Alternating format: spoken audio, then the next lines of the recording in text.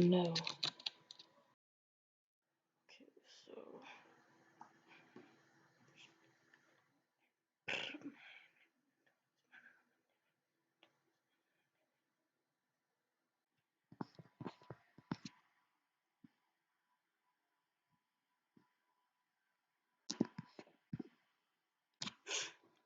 Okay, in today's video, we're gonna be reacting to Drake.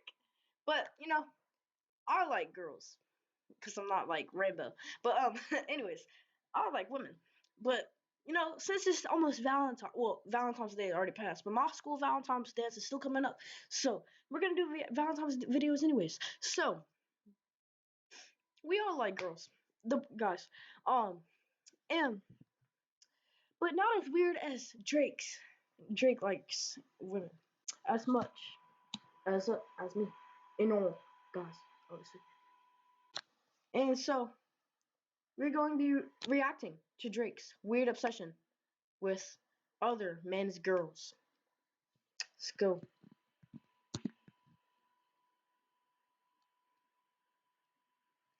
Wait here, hold up. Okay. Now. There's some lessons that people can never learn. And in Drake's case, it's almost like self-sabotage. Back when the beef between he and Kendrick was at its height, his loss wasn't something a lot of people were commiserating over. In fact, with the way that he behaved both online and away from the prying eyes of the public, there were plenty of people who felt like he was simply facing the consequences of his own actions. Or he's a selfish, lying. Wait. Hold up.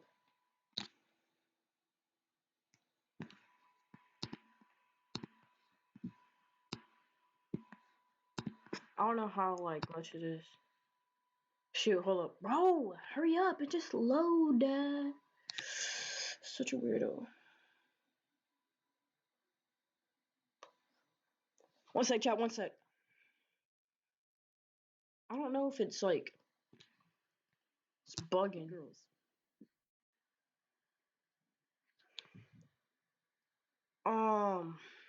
Fudge. Okay, that should be good. Yeah, that should be good. Okay, let's go. Hit it. Manipulative sack of shit who has made enemies for 15 years, and now we're here at the fucking boiling point. You have been behind the scenes, hitting his baby moms, sending money to baby. Yo, dog, you've been back and sending messages to this wife, talking about That's messed up. That is so weird. Hey, but this mom died. Hey, all that's cool, but where my beat at? I don't give a that your mom died. Dog, this has been a sack of shit behind the scenes. And because he got fans and had Lucian, everybody just get to turn a blind eye. Now caught in the middle of a new feud, one that wouldn't be fought with bars but in the courtroom, Drake seems to be falling back into his old habits. By now, you'd think that he'd realize that dragging romantic partners or family into the mix almost always Oh, low-key, I thought, or family into the mix almost always comes with consequences. However, it seems to I'm giving this to my lady. Okay. Resume. Only get worse as time progresses. It's your boy Luesta, and today we're going to be taking a deep dive into Drake's weird history of targeting his ops as women, whether it's their daughters, wives, or other associates. And like Kendrick said, the rabbit hole goes deep. By now, the Toronto rapper has an extensive history of taking aim at innocent bystanders on the sidelines of beef.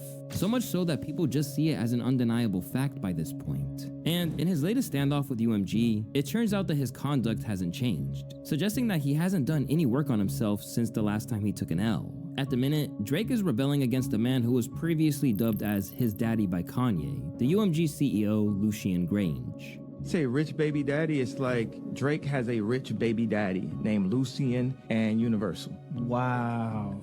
He's like, like, man, my daddy. Drake has. That's actually freaking. Got it. You know what I'm saying? It's like, my daddy controlled the spins. My daddy got the DSPs. My daddy.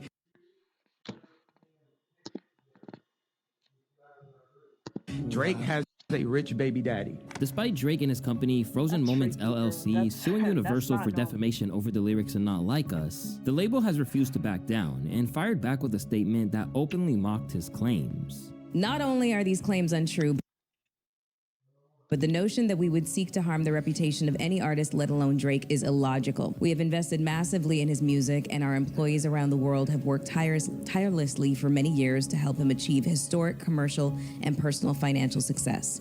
Throughout his career, Drake has intentionally and successfully used UMG to distribute his music and poetry, to engage in conventionally outrageous back and forth rap battles, to express his feelings about other artists. He now seeks to weaponize the legal process to silence an artist.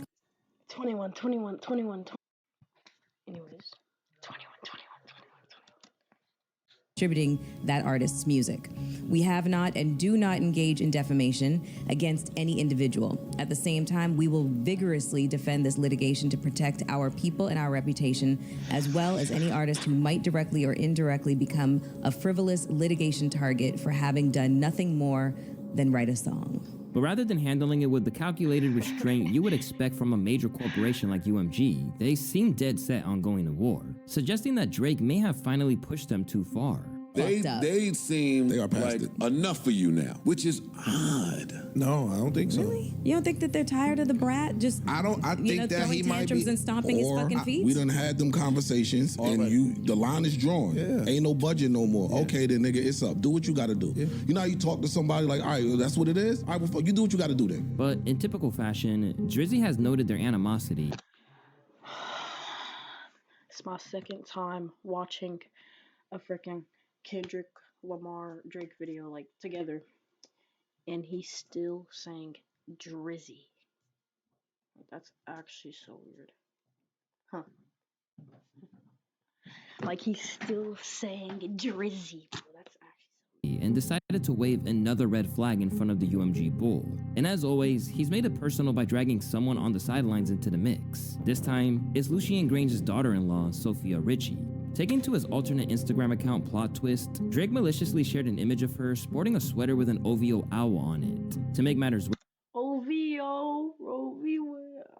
that's the wrong. worse, he wiped his entire following list, leaving only her as the one person he follows. In the wake of this move, the model and mother of one has refrained from responding because, in all likelihood, she's got better things to do than to get tangled. One has refrained from responding because, in all likelihood, she's All likely, not like us. got better things to do than to get tangled up in these industry politics. But ultimately, she's just being used as a pawn here, with the target of Drake's aggression being the men in her life. And sadly, no one was the least bit surprised that he opted for this tactic, or that he's naive enough to expect a positive outcome. This is why it was easy for the whole industry to churn on him. He does weird shit all the time. I'm starting to get the hint that I don't think Drake ever learned what fuck around and find out is. The reason for the disgust isn't necessarily what he's doing. After all, this is hip-hop and leverage is there to be used in battle. However, the problem is that it's a very pronounced pattern, and it's one that doesn't generally work out for him. Beginning with his feud with Meek Mill, the women in and around the rapper he's beefing with have always been wielded as a weapon by Drizzy. In Nicki's case, she... Wait, is that actually his nickname, or does he just like say Drizzy?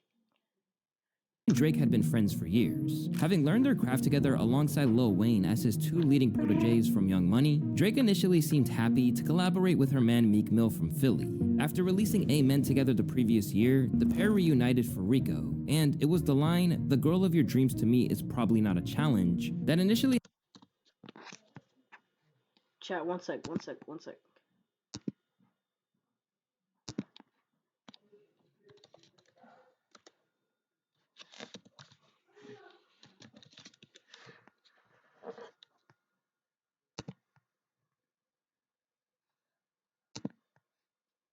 Can I just play the video?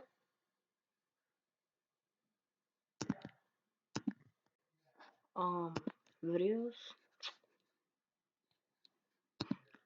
Okay, let's play it. Play it. Nice. Oh, money, new women, gotta keep it balanced. The girl of your dreams to me is probably not a challenge. I've been counting it out so many times I couldn't count it. It's all Bounce dripping like water dripping from a fountain. Now I'm mad. Yeah, you can already tell his weird episode. Like the first few weird lyrics, bro. He had Meek in his feelings as he thought he was low-key getting sneak dissed on his own album. Afterwards, he historically unveiled that Drake had used ghostwriters in the form of Quentin Miller, which set the stage for the most notable W of Drake's battling career. But as is always the case with the Drake feud, there was collateral damage in the form of the female caught in the middle. Initially, Drake's diss tracks like Charged Up had Nicki-based bars that were intended to belittle Meek as less than his girl as soon as the bars began. No woman ever had me starstruck, but was able to tell me to get my bars up. This assault kept coming on back to back, featuring lines referring to Meek doing a support slot at Nicki's shows. So he's flirting with Nicki Minaj, another man's girl. I'm telling you, bro, Drake's a freak. Then he inferred that the whole thing wouldn't last, rhyming, "I don't wanna hear about this ever again." The whole thing wouldn't last, rhyming, "I don't wanna hear." Was that Howie? Oh my god. That's all fair. Howie, Amber Alert, Meek Mill, Amber Alert update. LSS and Nicki Minaj tour bus. Nicki Minaj tour bus. LSA 1106.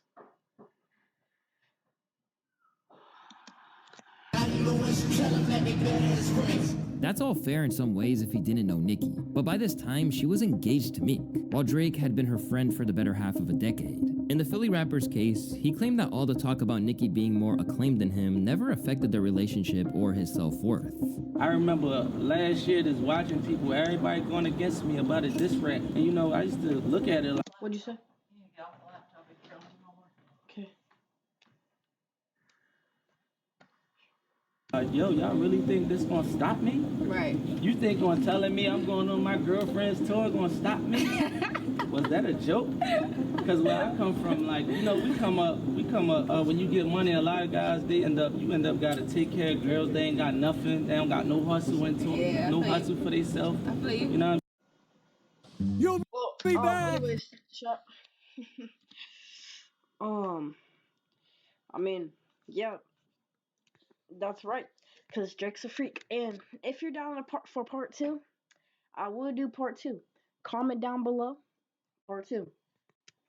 See y'all later, chat, and I'll continue to make more videos. Peace.